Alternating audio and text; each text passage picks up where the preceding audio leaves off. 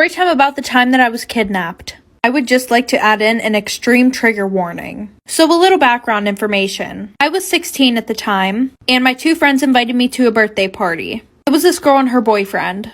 They said that it was in the south side and not a lot of people were going to be there. So we go to the guy's house who's throwing the party, and nobody's there except for him. And at first he was being really nice. I asked where everybody was and they were like, oh, they're gonna show up later. While my friends were sitting on the couch, they start making out for like an hour straight. And this guy, who we're gonna call Jeremy, he keeps going in and out of the front door. Well, my friends asked the guy if they could go to the bathroom, and he goes, yeah, it's just around back. And at this point, they are gone for an hour. So now I'm super freaked out and I'm thinking of all the ways that I could possibly get out of this house. So I ask if I can use the bathroom. So he leads me to the backyard, which is through this alleyway, and it's pretty much fenced in by like brick buildings. So when we're back there, I'm like, where's the bathroom? And he points down to a bucket, like for part the time that I was kidnapped. So like I said, he leads me to the backyard. When I ask where the bathroom is, he points at a bucket sitting in the middle of the yard. So I'm about to do my business and he's literally staring at me. And I'm like, can you not watch me? And he turns around, but he's still literally standing there. So at this point, I had a plan that whenever we got out of that alley, I was just going to start running. Well, that didn't go according to plan. Because as soon as we got out of that alleyway,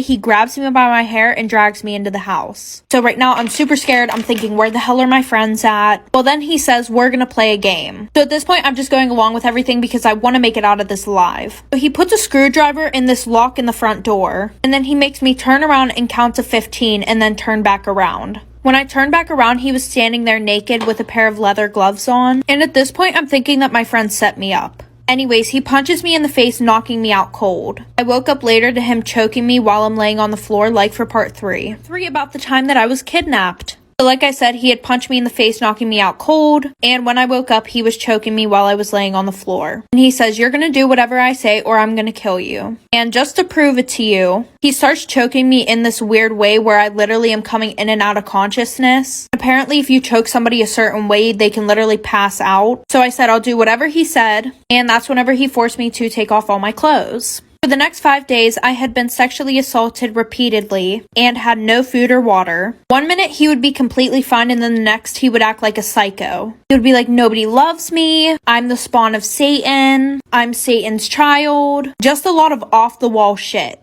So I started using reverse psychology on him. He said my own mother doesn't love me, and I was like, well, I love you. Fast forward, the 5th day was the worst day. He was constantly beating me. He had thrown me on the floor. I was begging for food. I still had no clothes on. You will never guess what he did next, like for part 4 about the time that I had been kidnapped. So like I said, 5th day the worst. I'm begging for food. He's beating me constantly. So he made me sit on the couch next to him and he opens a can of cat food. I was so hungry at this point, it did not matter what it was. Well, he went into one of his episodes and he threw a space heater at my head. I woke up and I was laying on my back on the ground and I could barely open my eyes. They were like swollen shut. I could see a little bit, and when I looked down, I saw that both of my hands had been broken completely. Like every single bone. Well, my parents, who had been on drugs at the time, never bothered to look for me for those few days. Well, that morning, apparently, my mom had this weird gut feeling that they needed to find me. So she told my dad, we need to find Christina. So they had been out looking for me and they saw this guy that was one of my friends. And he pretty much says, you better tell me where Christina is or I'm calling the cops on all of you. So they had told my dad that the house right next door was where I was at. So he went and knocked the time that I was kidnapped. So like I said, my dad knocked on the door of the house that was right next to the one that I was in. They were like, oh, well, we've been hearing screaming next door all week. My dad's like, why the hell wouldn't you call the cops? And they were like, oh, because he throws a lot of parties. So while I'm laying on the floor, I hear my dad at the door. And the door's open just a crack, so that way my dad wouldn't see me, of course. Well, through the crack, my dad saw my legs laying on the floor. So my mom and dad forced their way into the house. Mind you, I'm still laying on the floor naked. And the guy who kidnapped me literally pulled out this big-ass knife. My dad grabbed this dog chain that was on the floor, wrapped it around this guy's neck, and it's like trying to choke him. Fast forward, the police pull my dad off. And as I'm in the ambulance, the cops had said that they had found another girl in the house. She was upstairs chained to the wall, and he was sexually assaulting her, and she was pregnant. But the child inside of her was dead, and if they would have found her a week later, she probably would would have been dead. Because this happened back then, they weren't able to put him in jail for a long time. Like if you guys want a part 6. It's about the guy who had kidnapped me. So it turns out that he had sexually assaulted multiple women. But like I said, because it was a long time ago, they weren't really able to put him in jail as long as they wanted to. So they pretty much based the case around the baby who had died in this situation. Well, during this time, he ended up getting out on bail, and he tried committing suicide. He shot himself in the stomach, but he still lived. And after that, he ended up doing a little more than 20 years. A lot of the women that he had assaulted still didn't get their justice. And I had tried looking for the girl who was there in the house, but nobody could find her. Well, I want to say in 2006, I was in a thrift store with my husband, and as I was going in, I saw him walking out. And I literally was so scared, like, just looking at him literally, like, paralyzed me. And he looked back at me like he knew exactly who I was. So I told my husband that we had to hurry up and get out of there, and after that, I never saw him again.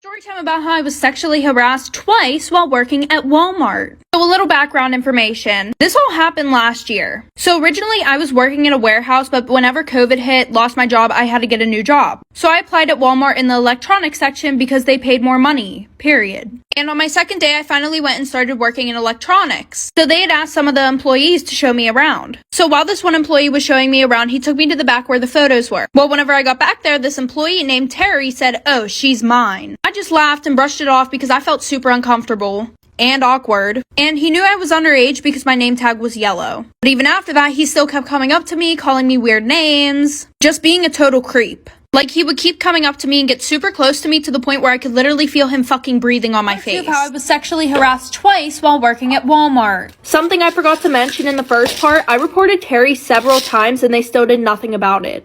So like I said, then I met this kid Jordan, him and I started getting close, and work actually started to become fun. Well, finally, after a month, we decided that we were going to go out to lunch during work. So the day that we went out to lunch, he kept telling me that he needed to tell me something. But he was like beating around the bush the whole time. Like for some reason, he just couldn't get out what he wanted to tell me. But then he kept trying to change the subject like he wasn't the one who brought it up in the first place. I should have took that as a red flag before we went to lunch, but I didn't. So he keeps going on about it in the car, right? And then he's like, "I'm not really 20, I'm 25 turning 26. So then for some reason after that, whenever he saw my mood change, this guy has the audacity to start touching my legs, fucking rubbing my inner thigh and shit.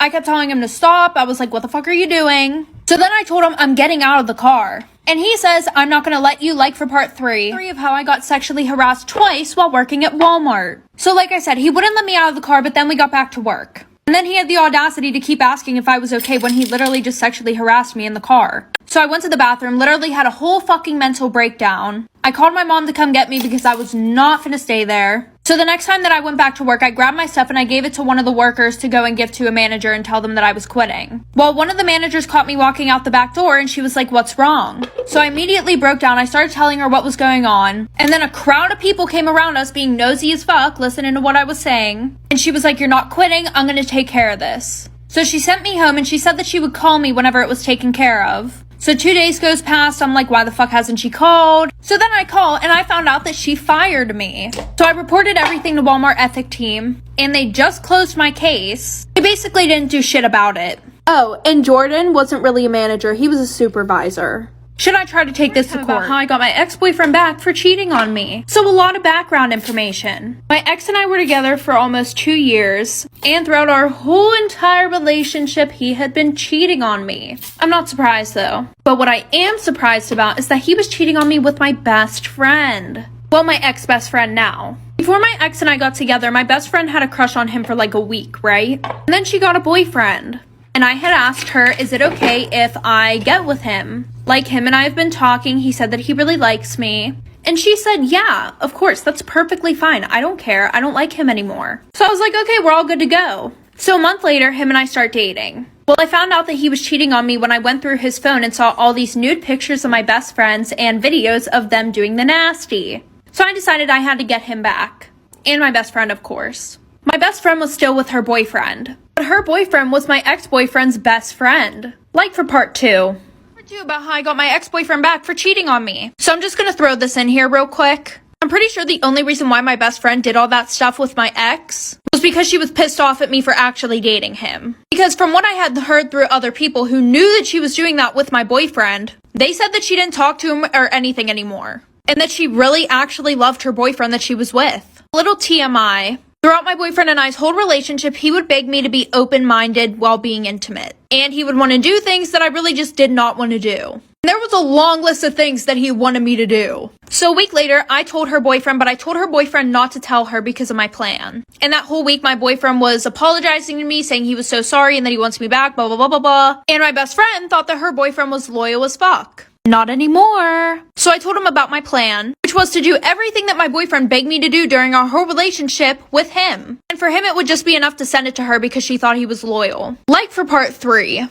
About how I got my ex-boyfriend back for cheating on me. So like I said, I told her boyfriend my plan and everything like that, and he was on board right away. So he came over to my house, we did all that good shit. Oh, and I forgot to tell you guys. My ex-best friend had begged me not to tell her boyfriend. She was like, you don't get it, like I really love him, like I really don't want to lose him. And I told her that I wouldn't tell him. But I don't really know what her boyfriend did. All I know is that I sent the video to my boyfriend. Oh, and also my boyfriend begged me not to tell her boyfriend because they were best friends. But I did it anyways, and like I said, I sent it to him, and I sent him a long paragraph. And then he sent me, oh, how could you do this to me, blah, blah, blah. You just ruined everything for me. Things will never be the same between us. And I was like, yeah, okay, good. I don't care. You were a piece of garbage anyways. But however, my ex-best friend, she took her boyfriend back, and now their relationship is toxic as fuck, and he cheats on her all the time. And they've been together now for like 3 years. Karma is a bitch.